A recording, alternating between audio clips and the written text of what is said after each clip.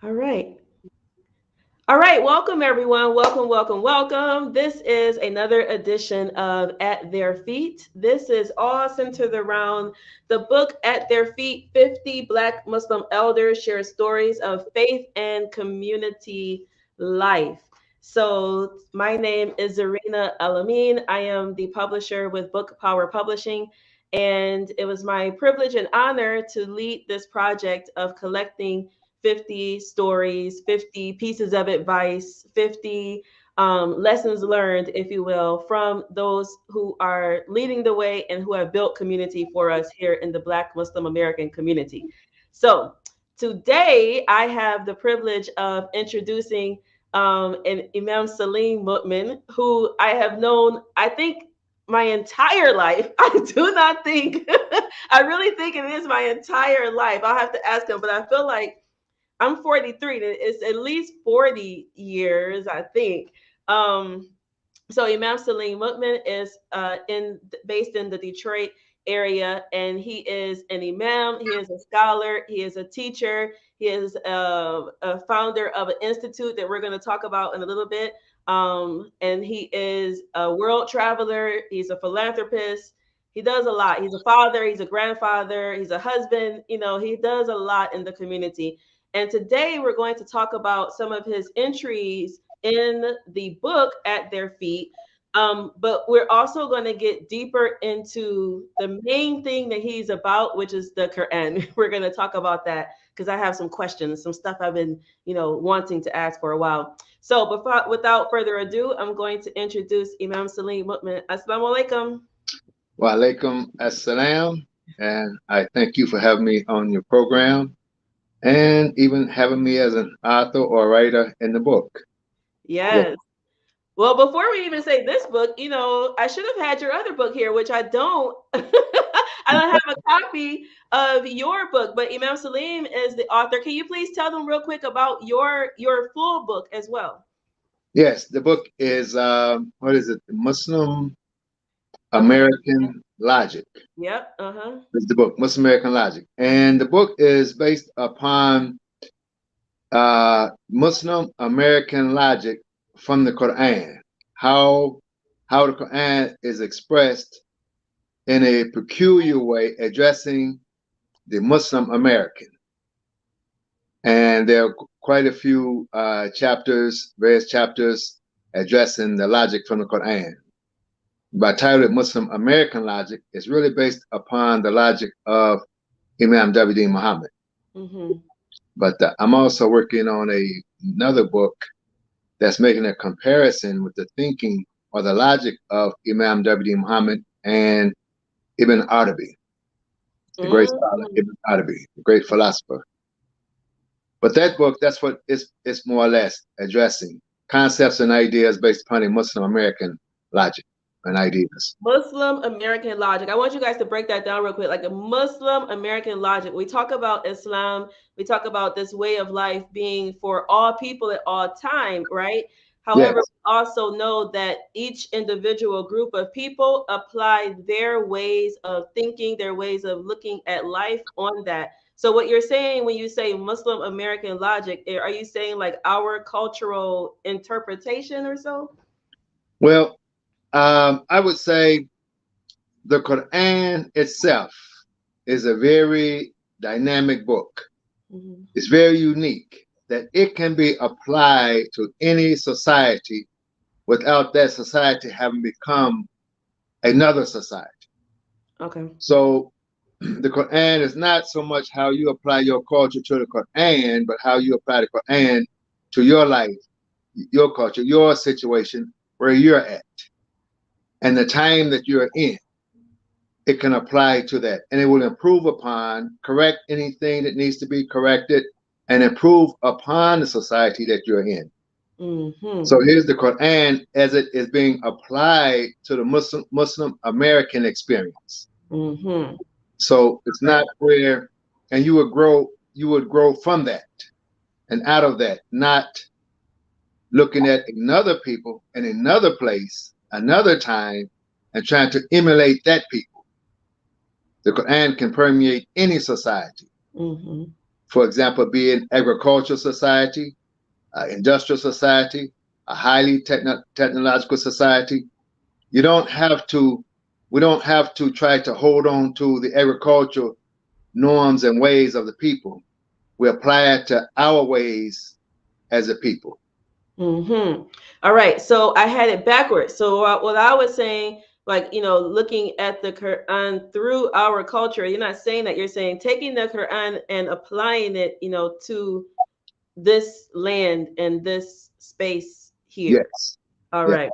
All right. So I got some questions about that. Because as I said, I have some questions that I've been having for a long time. But before I 40 get years. before I get to those questions, I do want to get a little bit more of your backstory, because I think a lot of times, like when we hear of someone, an Imam Salim, right? Like that Imam, that title, that position that you have now, you created, a whole institute, language Yeah. institute around Quran, the Mali Institute. You have this whole institute. We'll talk about that in a moment. But like when we see people like you at where you are right now, sometimes it's kind of hard to see how you got up to where you are at this time. So Yeah. I kind of want to go backwards for a moment, or go back in time. Okay. You have like a lot of siblings. I think you're one of eight or so, or One of 10. one of 10. Okay. So one of 10. So can you bring me through like your coming to Islam story? How did that come about for you? Um, Actually, I was in college. I attended college down at Marshall University. And I began, well, there are some students that invited me out to some teachings. And they were talking about the way I talk, the way I think, you should come and listen to some teachings. So I listened. But my way of really accepting Islam is through the library. Mm, I would listen through teachings and I would go to the library and study the life of the Prophet, read the Quran, and I got turned on to the Quran in English mm-hmm. doing that. So I really didn't, I wasn't converted by, and I still don't have this great affinity for the group of people. It's still dealing with the Quran studies, more of the intellectual. So But hold on for one moment, because like spiritually, were you looking like, you said these friends saw you, they invited you to come and listen to these yeah, teachings or whatever, you got hooked from there. But like, were you spiritually searching for something, or no, where were you at that moment spiritually? no, no, I wasn't searching for anything. We were just friends. Uh-huh. Then he lived next door and he said, "Hey, you should come and listen to these teachings." I'm saying, "Well, okay, I'll go." And I would go. I mean, there are other stories I have, um, in the whole process. I went to listen. Then there was this brother. It took a lot of time.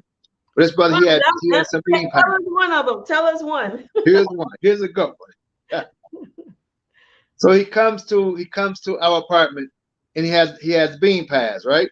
Mm-hmm.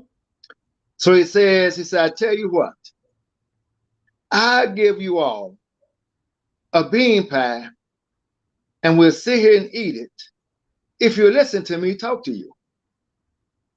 And we're like, okay. So he said, okay, it sounds good to us. So he was cutting small pieces, and we were eating as he's talking until Uh-huh. the bean pie is gone. And then he would leave. He'll come back another 2 weeks later. He says, "Hey, if you all sit and listen to me, I give you, we'll sit here and eat this bean pie." The bean pie was good, right? I was gonna say this must have been some good bean pie. We students, when you're a college student living on campus, you're not rich. Right. Okay, so you take whatever you could get when it comes to food. So he would cut the pie, small pieces, one by one, and he would talk. So we started going to what they had at the time, to the mosque at the time in another town nearby. And so what I did, I didn't give a lot to the teachings from the ministers, Mm-hmm. I went to the library, and we had a thing on Friday nights or the weekend. We go to the library. We called it just get lost. You just go in the library and grab something and read it. You mean like the school's library? The school's library. Okay. Mm-hmm. We would go there, and I went and found some books on Islam. So the first thing I found a book on the life of the Prophet. I started reading it. Then I got the Qur'an, and I started reading it from the front to the back. Mm-hmm. So almost every day I would stop by the library and go read a part of the Quran until I finished the whole Quran in English. Mm. So I got after maybe a quarter way through the first chapter, I was really becoming attracted to it. Mm-hmm. I didn't own one at the time, so I had to go to the library. Then finally I got my own and I read it again. I met an Arab brother there, and I was telling him how I had read the whole Quran, footnotes and everything. So he was saying, no, you haven't read it until you read Arabic. You know, you have to read the Arabic. And he came to my apartment, gave me an all Arabic Quran and a prayer rug. Mm. He told me, don't worry. He said, the way you're acting, you'll be able to read it. I wish I was there when you learn to read it. So that got me searching for someone to teach me the Arabic. Mm-hmm. I was curious, Mm-hmm. you know, and that brought me back to Detroit. That brought you back to Detroit. Back Wow. to Detroit.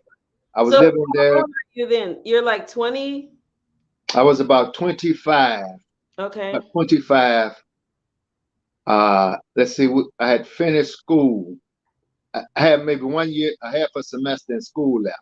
Mm-hmm. I was about 25 because I had switched schools, so it took me a little longer. Mm-hmm. I had to be about 20, 25 when I first started. Mm-hmm. And that guy who had the bean pie, was he your age as well, or was he an older guy? The guy He who was was old. He was in his early 30s. okay, still young, but Still he was young, older yes. than you all. All right. But compared to us, he was older. He was a little older. So the brother, the Arab brother, tells you need to learn it in Arabic. He gives Yes, you the Arabic Quran and he gives you a prayer rug. And then you said that brought you back to Detroit, like to do what? To study to more? study Arabic. Oh, I visited Detroit one Easter weekend, and I don't know if you remember Shahid Bashir. mm-mm. Shahid Bashir, he knew Arabic real well, and he gave the Juma khutbah that weekend I had visited. And he Mm-hmm. was good in Arabic. Everybody in Detroit knows he's good in Arabic. New York, he's well known in New York. Very good. May Allah be pleased with him. And I went up to him afterwards, and he was selling an Arabic book. He was selling a grammar book. Mm-hmm. So I asked him about classes. He said, yeah, he taught Arabic, beginners, advanced, what have you. So when I went back to the school in Huntington, I told my friends that I was going to go back to Detroit because there was opportunity for me to learn Arabic. Wow. So I moved back to Detroit. Wow. When I got here, I didn't see him anymore. So I went over to the college, to Wayne Community College, and I just sit in the classes with Dr. Shack. Mm-hmm. I started sitting in his classes, and because I had a undergraduate degree, so I didn't need to go there for a degree. So I didn't register. I just sit in the classes, Mm-hmm. and I Oh, started wait, learning from hold him. on. Let me pause for real quick, just so y'all catching this. So, what Imam Salim says so far, right? I'm always fascinated by this thirst for knowledge and what people will do in order to get the knowledge that they desire. Yes, So, you really wanted to study Arabic. You had something, Allah put something in your heart that attracted you to the language itself. yes, You moved to a whole different city because you saw an opportunity to study with the teacher. But when yes, you got to that city, that teacher was gone. And so then you sought out other opportunities and you sat in on the class, right? So you found yes, a place that you could go learn and yes, you sat in on that class to yes, study and learn the language. yes. Well, what happened? It was difficult at first for me. I studied with him 2 semesters with Dr. Shack. It was very difficult. I couldn't get it. Mm-hmm. So I saw Shaheed Bashir later on. So I told him I can't get it. I told him, I say, listen, I want it. I've been trying. It's difficult. I can't get it. So he told me I could fix you in 2 lessons. I could fix you. Mm. All you have to do is come to me because we were doing conjugation, forms of the verb. I couldn't get in. It wasn't clicking, Mm-hmm. but I wanted it. I went with him one day and it all clicked Wow. in one day. So he saw how serious I was, and his wife saw how serious I was. So his wife told him, you should hold on to him and teach him. So he did. So that's how I got advanced. Dr. Mm-hmm. Shaka was the basic, but with Shaheed, that's how I got advanced in Arabic with him. Mm-hmm. And Dr. Shaker was Egyptian, correct? He was Egyptian, yes. Okay. So for those who don't know, Dr. Shaker was an Egyptian instructor who came to the Detroit area, and a lot of people, he was an introduction to Arabic, I believe, for a lot Yes, of Black American Muslims as yes, well as others. So you may hear that name frequently, Dr. Shaker. May Allah be yes, pleased with him. All right. yes, So you had this affinity, like you wanted to learn the Quran in the language. So I'm assuming already at this point, like you're like Islam is it, right? Like it was it for you, yes. or were you still No, just no, no, no. It was it. how long did it take for you to decide that it was it? When I picked the Quran up. Mm. And then we were hearing the Imam too, Imam W.D. Muhammad. Mm-hmm. But when I picked the Quran up, I wasn't attracted to mosque activities and things. Okay. So, and because we were in school, I didn't participate in that. I wasn't an FOY. We went against the rules. Mm-hmm. But I became attracted to the Quran, so I would leave the group a lot and go on my own Mm-hmm. to studying things. They hadn't picked the Quran up yet, Mm-hmm. so I was like that all the time. Even Mm-hmm. now, I'm not big on you say imam. I'm not big on being an imam over people. Mm-hmm. I'm a teacher. I got turned on to it. I teach, but as far as telling people what to do and what not to do, that's not me. Mm-hmm.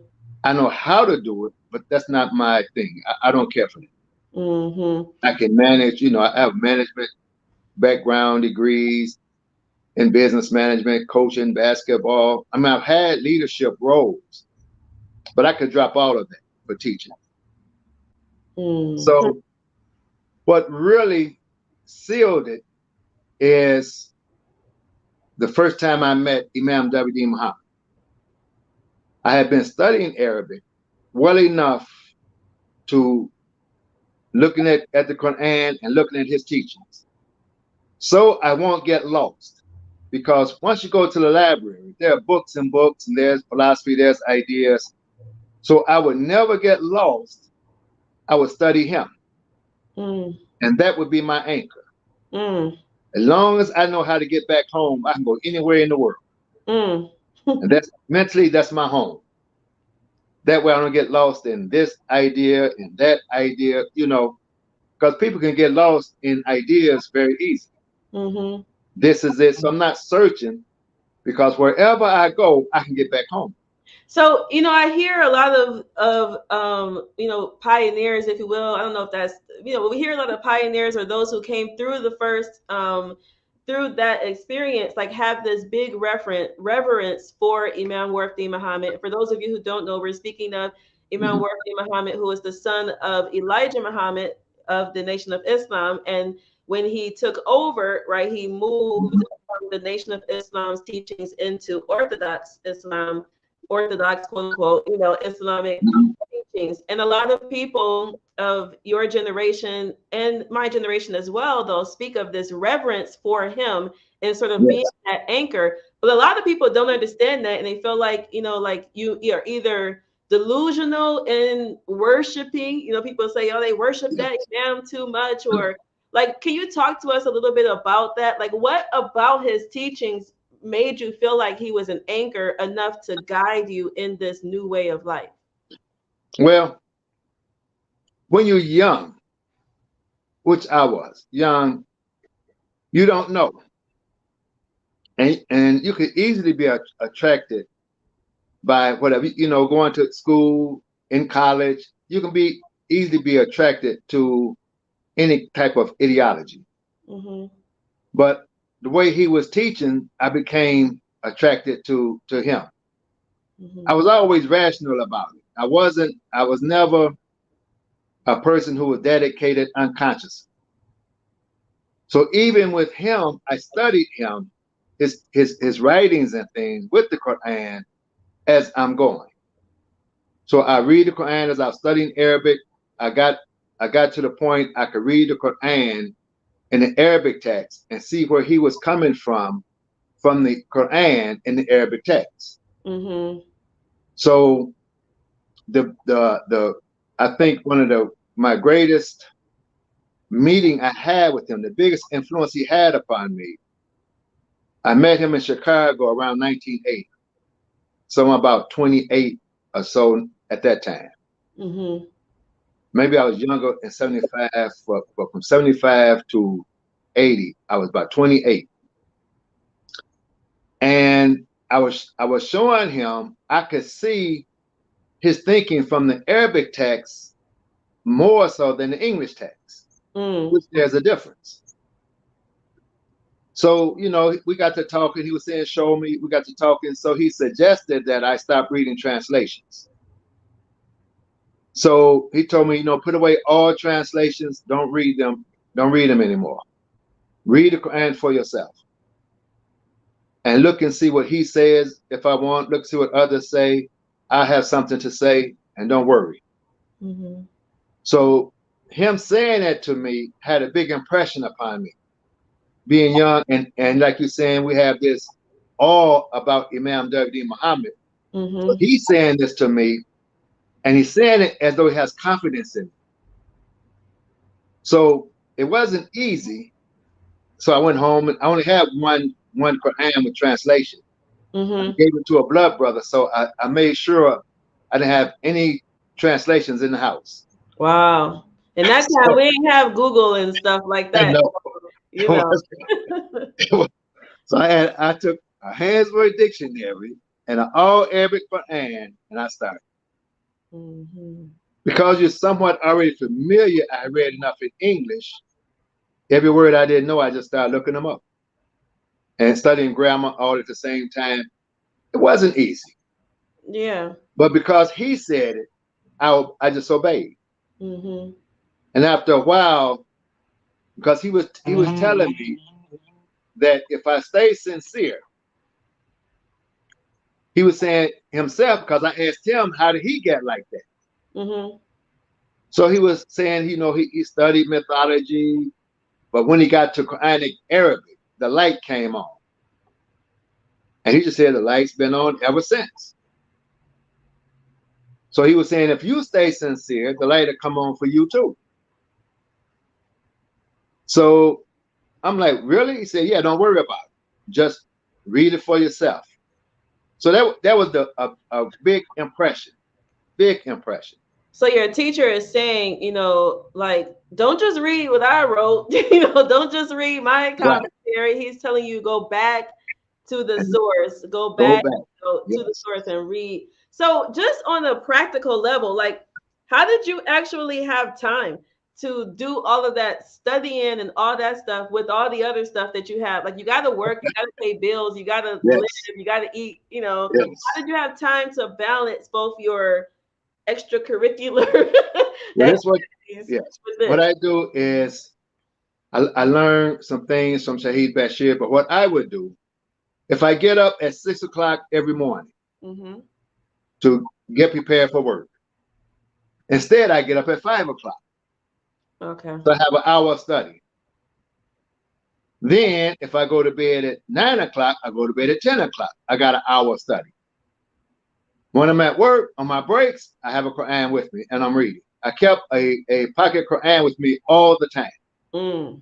All the time. Never had a moment, a dull moment, a bored moment.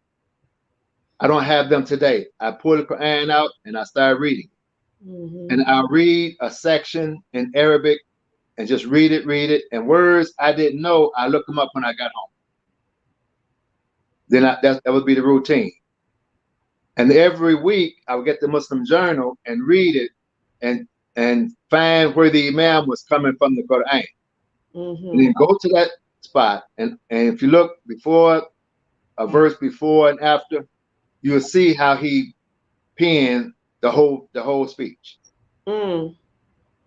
The So, more I learn, so I'm doing this. This is my routine. uh-huh.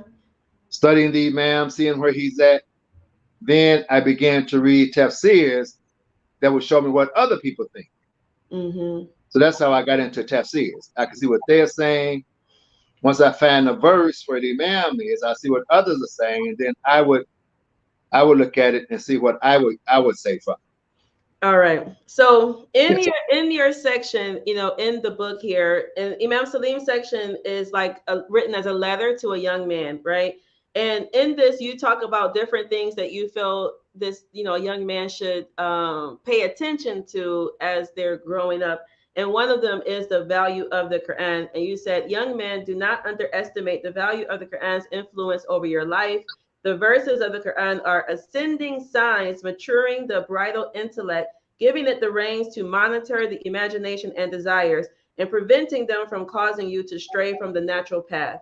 Now I'm going to go over. You say the Quran is for those who seek to reconcile their behavior with that which Allah has sent down through it, and through emulation of human excellence found in the exemplified life of Muhammad the Prophet. Sallallahu Alaihi Wasallam.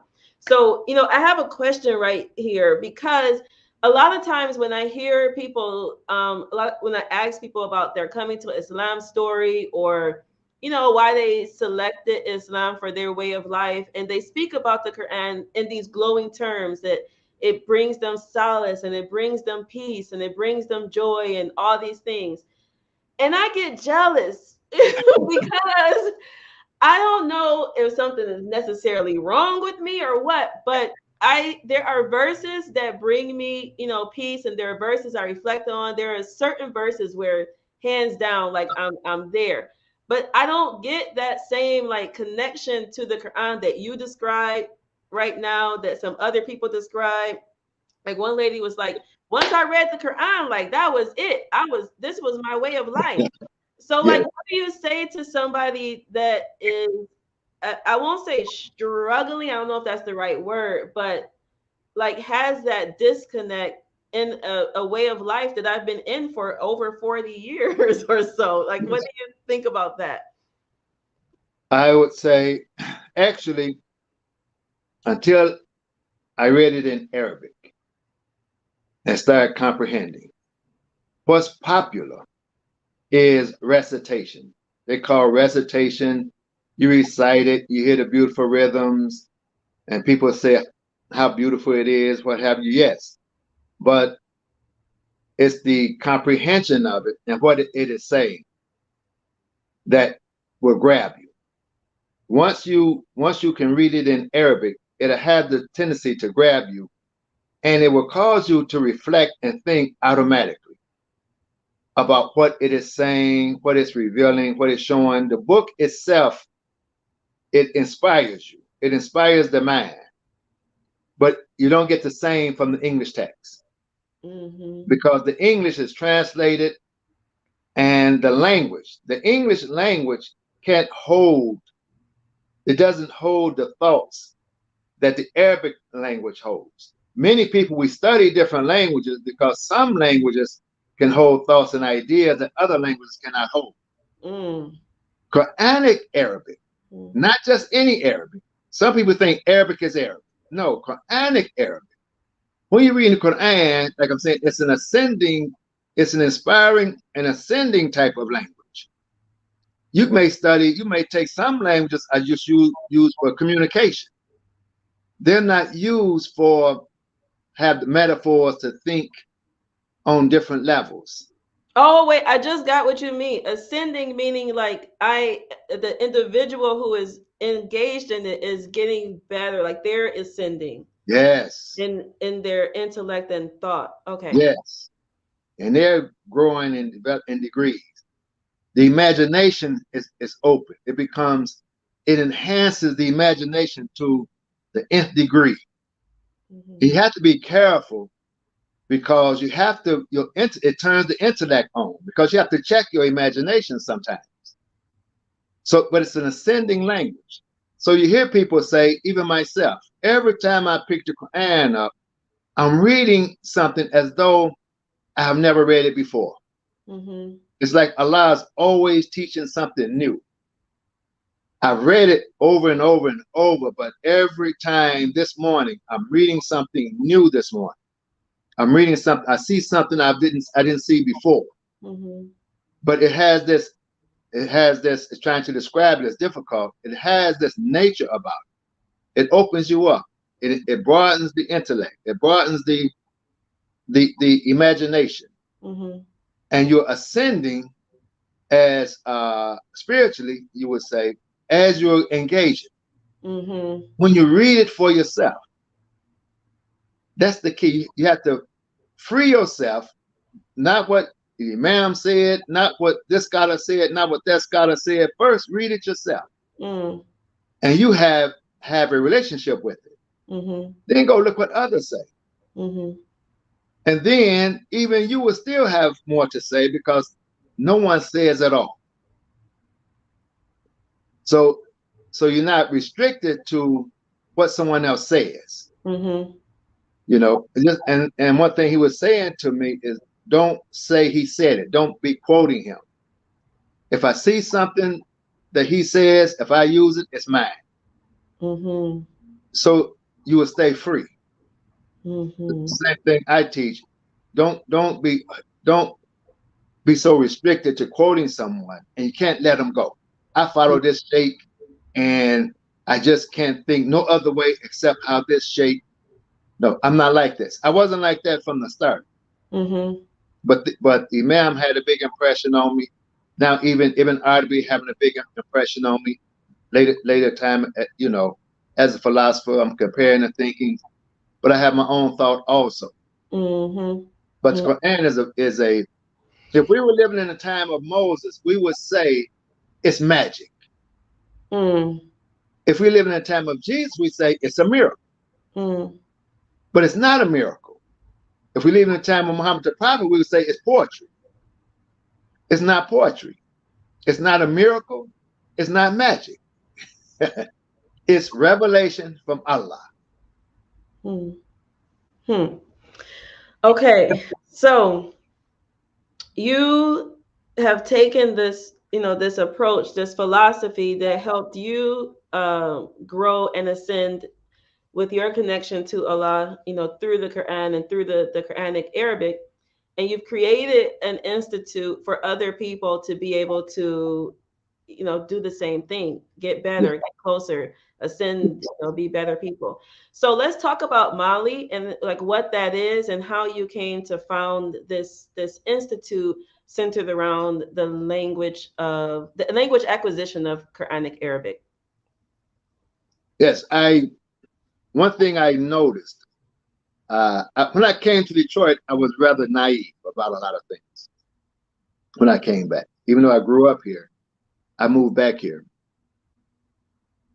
But one thing I saw, I thought everyone would be like me. They want to learn the Quran, they want to learn Arabic. I thought everybody was like that. Because we were at a school, there was only 5 of us at the school. What do you mean, 5 Muslims? 5 Muslims. Okay. Just 5 of us. So that's why I say I didn't join by the crowd. So I saw people having a problem learning, especially our people. So I decided that I would try to find a method that would be easy to learn, because the methods we have was not working.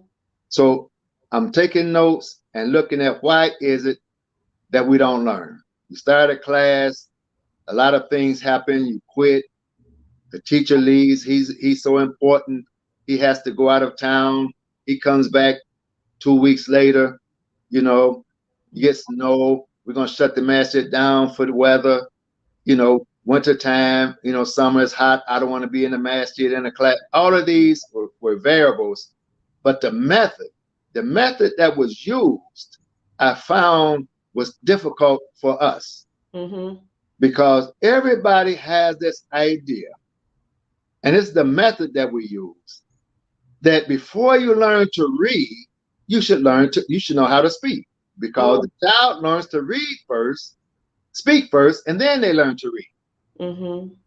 If you can speak but can't read, there's a word for you, right?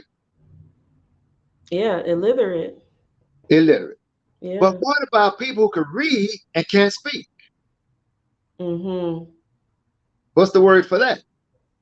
I don't know. Do we have one? So it's unusual to say I can read the Qur'an in Arabic and understand what it's saying and everything, but I can't speak Arabic fluently. Yeah.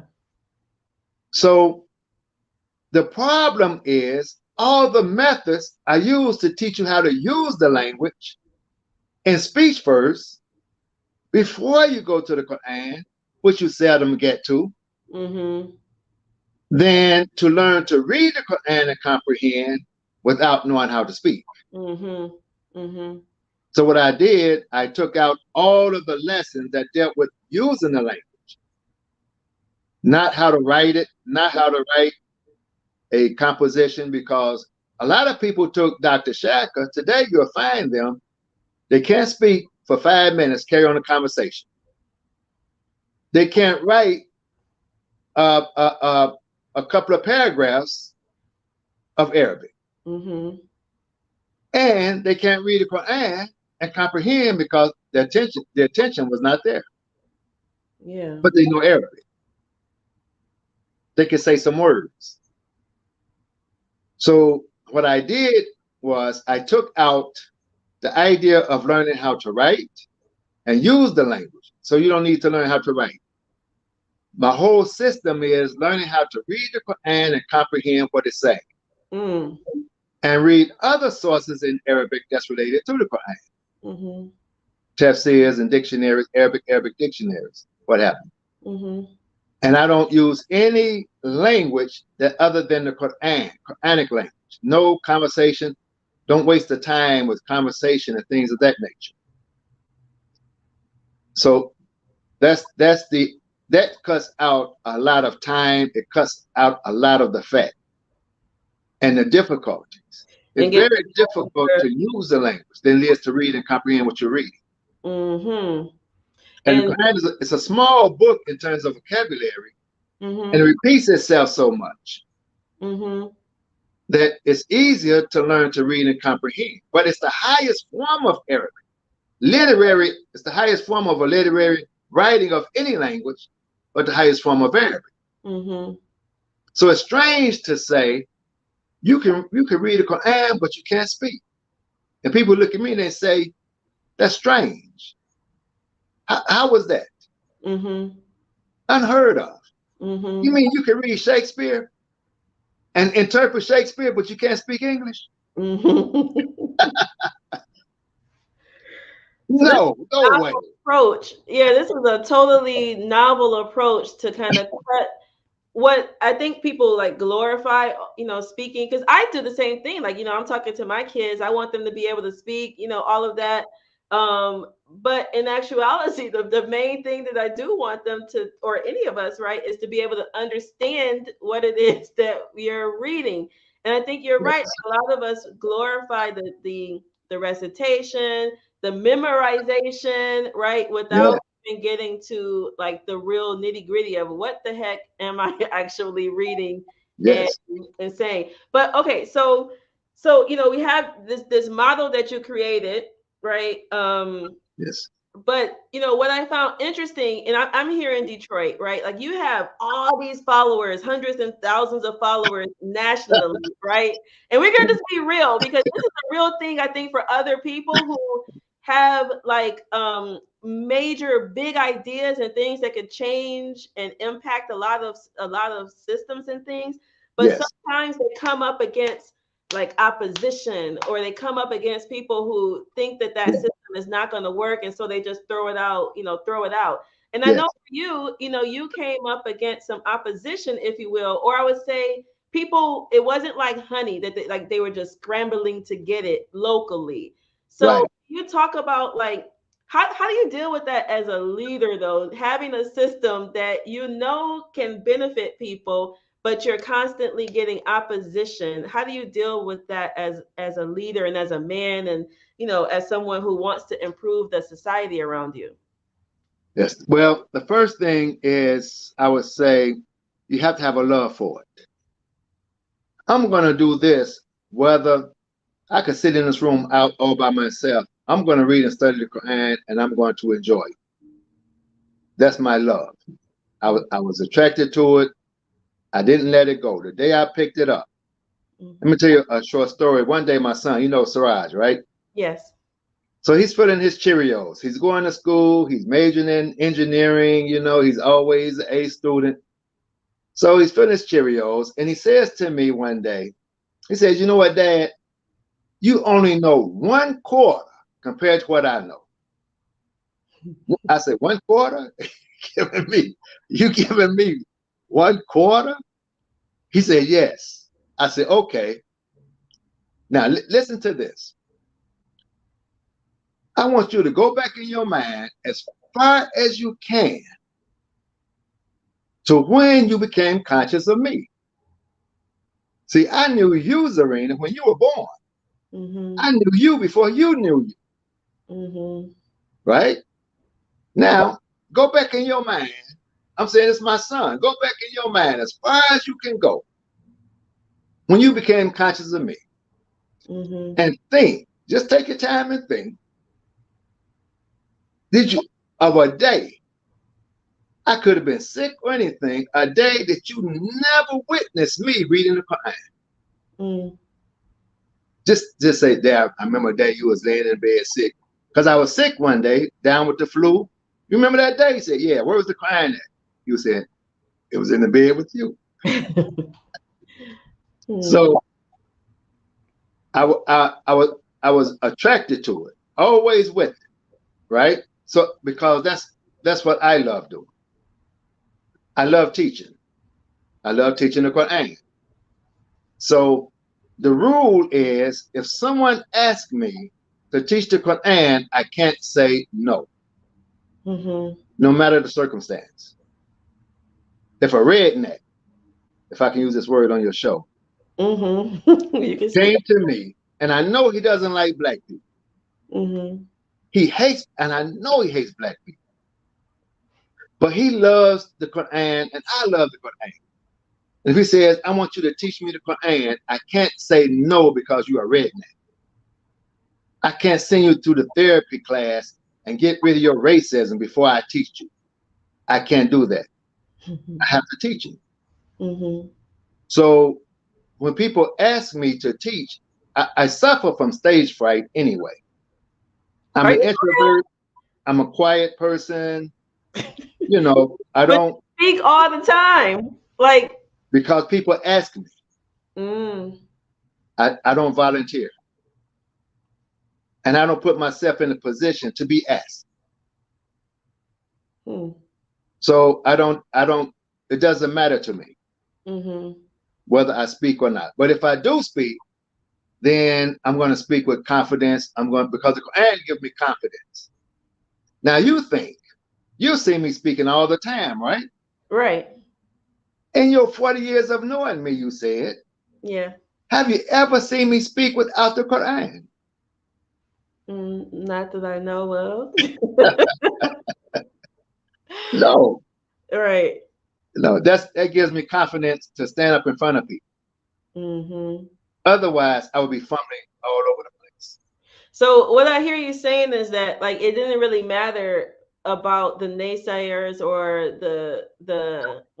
it didn't matter about any of the naysayers because you were already in your divinely ordered space. Like that this is Yes. what you were called to do. Allah gave you this to do. You get joy out of it. So it doesn't matter, any of this stuff over here. Um Okay. And then you decided to go virtual though, with this model, I guess through the pandemic or what, I don't know. But what I see now is that you have like this national movement, international movement of people who are following the system, are learning the system. And what I find, really interesting, and I hope that the other people pick this up, this particular point. I know I'm kind of harking on it, and I'm harking on it because I know that sometimes a lot of people have dreams or ideas of things that they feel can really benefit others.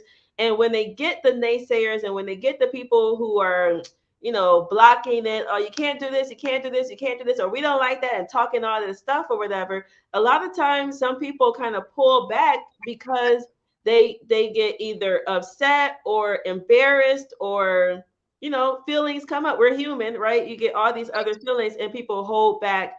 And you would have never even gotten to where it is now with all these people benefiting from what it is that if you had allowed those people to, stop you. Right. So yeah. Okay. Sister Zenoria says, Assalamu alaikum. I have been listening to our dear beloved brother. I am re inspired to complete my Mali course.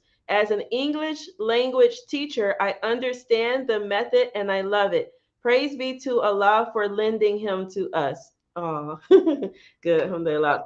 All right. So, first, before we move forward, we have about 10 more minutes or so. I want to know, like, for people who want to learn this method of getting into the Quran, like the comprehension, the ascending aspects of the Quran, how do they get in touch with Mali, or like what do they do if somebody is like, okay, this sounds really good, I want to know more? How do they get into it? They can. There are classes you can sign up to start in classes because we have about, I don't know, maybe 6 teachers now. You can sign up in a class. You can go to MuslimAmericanLogic.org and sign up. And even this, right now, we're not even starting to beginning. If you're at the very beginning, we recommend there's some other teachers. They have their own program. We recommend before you come to Mali now. But Mali is bigger and more advanced now. So there are other teachers can teach you beginning. Abatag, Once you learn to recognize words, read words, then you will come to Mali. All right. So if you're the basics, there's some other instructors that you'll direct them to, and then Yes. come to Mali once they have a baseline understanding of. If they can read words and recognize words, then they come to Mali. All right. If they can read words and recognize words, then they come to Mali. They All come right. to Mali, and they can just sign up at MuslimAmericanLogic.org.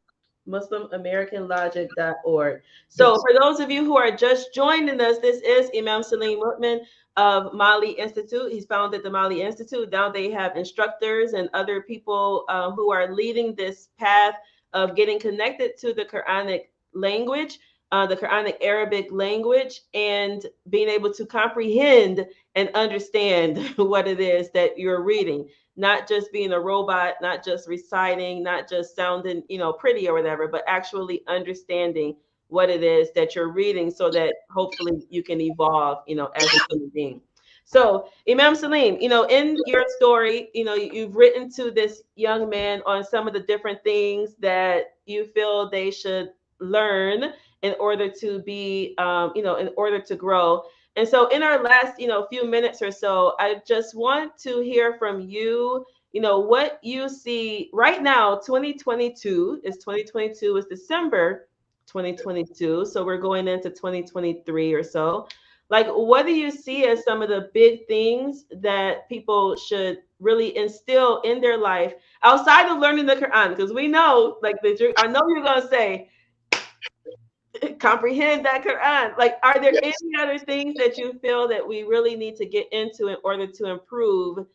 First as a Black Muslim, let's go there first, and then broader from there. Uh, Now you're asking me to step outside the Quran, which is very difficult. But the one of the things I mentioned in the book is, and we have to learn this in America, respect parents. Mm-hmm. Sometimes we teach we teach as though we don't have families. Mm. Too often, you know, if you want to get married, go see the brother Imam. If you want to do this, go to the masjid. If you're having a problem in your marriage, go to the counselor, go to a therapist. We don't say, do you have a grandmother? Go talk to your grandmother. She knows. You know she knows. Talk to your family. Talk to people that know you, and Mm-hmm. talk to people that know him. And have respect for parents, or else we're going to lose everything. Mm. That's one of the things we have to have. And stop talking like we don't have families. Everybody is not a stranger, orphans coming to the masjid. Mm-hmm. Everybody not orphans coming into, and your parents don't have to be Muslim. They know you. They know how sincere you are. Mm-hmm. So we have to have respect for parents. And then another big thing is a few things. Be responsible. Mm-hmm. You know, be responsible for what, and this is the saying, be responsible for what you carry in your head. Be responsible. Be responsible for what you carry in your head. Okay. Possession is what? 99% of the law. Mm-hmm. If whatever is in your head, you are carrying it, you possess it, you are responsible for it. And you have to be responsible for your actions for yourself, Mm-hmm. unless you're intoxicated, drunk, Mm-hmm. unless you're asleep, unless you have mental disorders. But if you are sane, a sane person, you have to be responsible for what you carry in your head and your actions. You have to be responsible. No one else can be responsible for you. Mm-hmm. We have to quit acting like someone else is responsible for my successes and my failures. Mm-hmm. No, we're not living in, this is not 1865. This is Mm-hmm. 2022. You have to be responsible. Mm-hmm. And it's not going to always be pretty. Life is not going to always be rosy. And you can always point to someone else. Like you're saying, there's going to be opposition. There's going to be competition. You ain't going to win every game. Mm-hmm. You ain't going to come out on top every time. So you have to be responsible for yourself, starting with yourself. And then, lastly, and this is to young men, I'm saying, but this is to everyone, choose friendship wisely. Mm-hmm. If you're going to be my friend, you got to learn Quranic Arabic. We just can't be friends. Just, I would be miserable. Because that's you, right? Yeah. That's me. Mm-hmm. Why am I spending time with someone all my friends, you see me with somebody more than once, they know Quranic Arabic, Mm-hmm. because you can't be with me too long. Because I'm going to bring it back to the Quran. And if I can't talk to you, you can't be my friend. Mm-hmm. They, So yeah. choose your friends and choose people who think like you, who love the things you love. Mm-hmm. Then when you meet opposition, go be with your friends. Mm-hmm. Everybody is not your friend. Mm-hmm. You can see people, we live in a big city, you can see people week in and week out and never talk to them. Mm-hmm. People in Detroit, they think they know me because they see me. They don't know me. Mm-hmm. So your They, friends you could choose though, but what if your family are like off their rockers? And you said respect your parents. I can get that, but like, what if yes, your family is not all that together? they still know you. Mm. They might say you ain't together. Right. No, they know you though. Your parents, it's not like we teach what if, but that would be an exception to the rule. Mm-hmm. To find orphans is an exception. Yes, we have situations where their parents, they're not all together or what have you, but there's a grandparent, there's a neighbor, there's someone close, Mm-hmm. closer to you than Brother Imam. Mm-hmm. That's why I don't do uh, uh, advice. I don't do counseling. I even stop doing marriages unless I know you. I don't marry people. I have to know you. Mm-hmm. Go get your parents to marry. Mm-hmm. It's easy. All you have to do is read some verses from the Quran, your father, read some verses from the Quran, and say I do, and it's done. Mm. There is no hocus pocus power of authority in Islam to marry people. It's that easy. Who married Muhammad the Prophet with all this authority, Mm. right? But I want my benefits. I need my legal benefits. Yes, you can do it legally. There's nothing that in the state of Michigan, there's nothing to say you have to be. We don't have imams that's really legally uh, ordained. Mm-hmm. I mean, what's the measuring stick to be an imam? That's a whole nother subject. We might have to come back So, on that whole Imam so yeah, talk. so don't throw your family away because they're not Muslim or even they still know you. Right. There was a man, he was my father's friend, and they drank all the time. Mm-hmm. I saw him one day, and some other guys saw me. They said, I know him, because I was big in sports. They said, I know him. They say, y'all don't know him like I know him, because he come to my house all the time. Come to our house, my father's friend. He say, he's the one who don't like to be touched. He's like, nobody touching him. And I'm saying, really? He said, yeah, and if he do, he ready to fight you. Mm. His father used to make them fight all the time. So I got 7 brothers. And to get him to fight, all he had to do was tell one of them to go touch it. Mm. I did. I didn't know that about myself. I don't like people putting their hand. I don't like the holy hood. Mm-hmm. I don't like people touching me and grabbing on me. You know what I mean? Mm-hmm. I don't like. Who knows I don't like Only those that have been really around you. that? Yeah, that's interesting. That's But interesting. that's just me. Some Mm-hmm. people say you're arrogant. You think you better. No, I didn't know I was like that. Mm-hmm.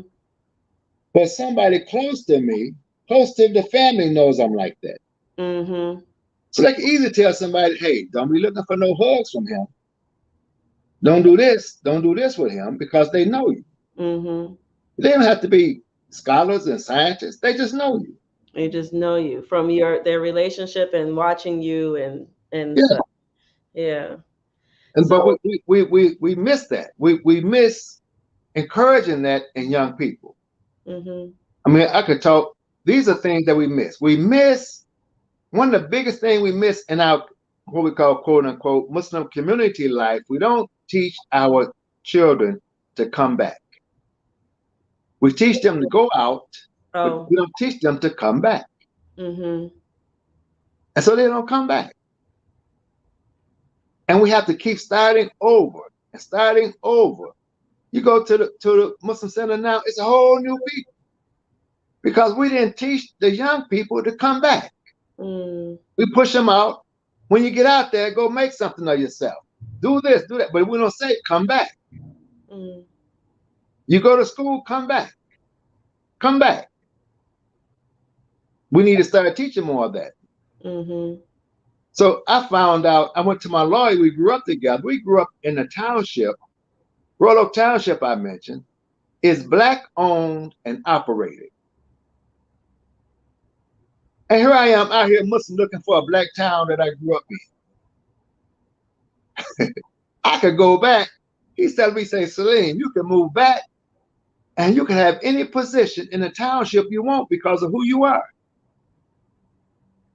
Why don't you come on, you should come back here and build your house here and come on back. And we could do better in this township, and so should come back. And everybody should come back. And look how it could have been more advanced, but everybody went out and nobody came back. Mm. And then And you're out there looking for a black community. The police department, fire department, courthouse, the supervisor, everybody. It was black. It was a black piece of land given to blacks for themselves. You see, but I never thought about, but here people talking about we need our own community. I grew up in our own community. Very close. So what I hear you saying is like, regarding, having knowledge of assets, one, understanding the cultural currency that we have, and then also the other things that we have in our environment to encourage people to come back and continue to build that up, but also realizing like, what we have or such, in here. And one of them is definitely making sure that we reverence our elders, which is what this entire book project is about, right? At their feet, sitting at the feet of our elders and making sure that we are able to listen to you all stories, hear your wisdom, and also, I'm so thankful for you, Imam Salim, and the others who were a part of it, for being willing to be open and honest and sharing some of the lessons learned. Because a lot of people, sometimes when you get to a certain level, you feel like you have to maintain this like image or so, and you can't go back to the time when you didn't know, because then somebody may feel like you're less than or such. Like there's a lot of stuff that comes into it. So I just want to say thank you, for being willing to share your real thoughts and your real ideas and your real lessons learned with us. And I hope that those of you all, Zainab saying thank you, Maurice, thank you all for joining, Sister Iola, thank you, Sister Zenoria, thank you, Nakiba, thank you. I forgot your real name, America Ali Yahya. Thank you, Khadija. Thank you as well. I want to say thank you, Imam Salim, for one, having your call within you and being like strong enough to stay on your call, regardless of whatever else was going on, because now other people are reaping the benefits of that. So, may Allah continue to bless you, to put blessing around all the things that you do, your instructors that you have in your system, the other people who are coming through the system. May they go back, right, and take what they learned from you and go back. So I'm going to give you any final words that you would like to say to the audience today. No, I appreciate being here, and I appreciate the interview and even the invitation to write in the book and even publishing my book. I just want to thank you, give my appreciation. And only a few people from Detroit I would allow to interview me, right? Well, thank you. Thank you so much. But it's good to see our people that are younger. That, like I said, I recall you saying 40 years, but I recall when you were born. I recall when Idris, who's the oldest, you or Idris? Maurice is 9 years older than me, then Idris. Idris. Yeah. Can I tell a quick story about your father? Yeah. Now, we were going to Chicago when Idris was born. And there was this tape that had, and I think it was Imam W.D. Muhammad, and he was talking about the different levels of ascension with the prophet. And every time he got to Idris, your father he played that tape over and over, and every time he got ready to say, he said, listen to this, Idris, all the way to Chicago and back. Wow. And every time he'll keep saying, Idris. But you all have grown now, and it's good to see you doing the work that you're doing, even publishing, because we have to have our works published. And we have to know we have a person of our own publishing. I couldn't have anyone else publish except for you. It's to have one of our own publishing. We shouldn't go other places, and it's very important. So I thank you for that and for the interview. Thank Yes. you. Thank you. I want to say one last thing. You were saying, your next book is working on comparing and contrasting, Imam W.D. Muhammad and Imam Otterby. Yes. And the only way that we have those messages from Otterby, right, is that they were published. Like if Yes. you don't put stuff down, right, if you don't capture it, if it's not there, it's lost. We don't, it's oral tradition lasts up to some point. You have to put things Yes. down. And so like you taking the time and effort to put your thoughts down onto paper, right? And so that other people can benefit from it right now, of course, but Yes. also 10 years, 20, 30, a century Yes. from now. Like if we don't capture it, it will be only our fault for Yes. having had all of our stuff lost or so. Yes. So Jazakallah khair. Thank you so much, Imam Salim. May Allah bless you. And thank you all for tuning in. Please leave us comments. Please share this out on your page as well. Share this out on your page so that we can spread to other people. And I think I'll see you all next week as well. I'm not sure who. I have to interview Imam Salim's wife. So, Sister Hanan, tell her I'm coming to her so I can interview her as well. All right. Good evening, Okay. everybody. Alhamdulillah. Assalamu alaikum. Okay. Wa alaikum assalam.